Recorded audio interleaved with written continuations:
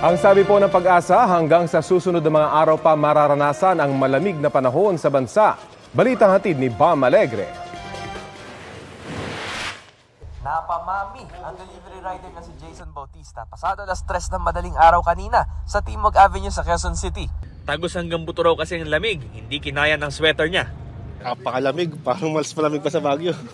Magdamag naman bukas ang mobile karinderya ni John Delista sa Scout Borromeo, kaya damang-dama niya ang lamig ng panahon sa gabi. Jacket ang panlaban niya sa ginaw. Lalo lumalamig ngayon pag madaling araw eh.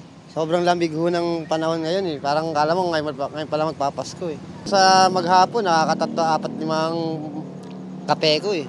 Ang kape hindi lang daw panlaban sa antok ng driver na si Reynaldo Cantong. Pangontra rin daw niya ito sa pangangatog kapag madaling araw. Itong buwan na to sir, napakalamig kasi. Kaya wala naman kaming ibang option kundi yung magkape lang para medyo mainitan naman ng konti ang katawan.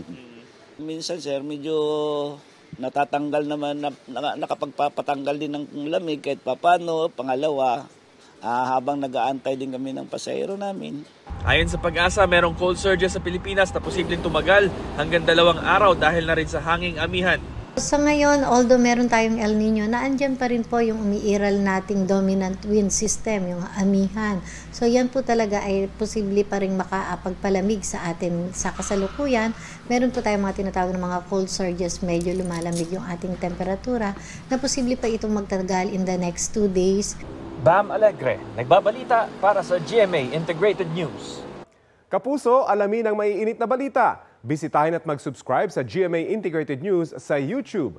Sa mga kapuso abroad, samahan nyo kami sa GMA Pinoy TV at sa www.gmanews.tv.